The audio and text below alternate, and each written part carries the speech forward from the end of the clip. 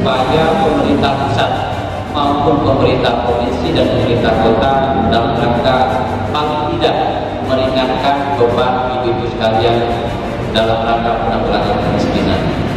Tidak hanya dari sisi ekonomi, akan tapi juga dari sisi bagaimana ibu bisa meringankan beban bagi anak-anak sekalian dalam mengikuti jenjang pendidikannya.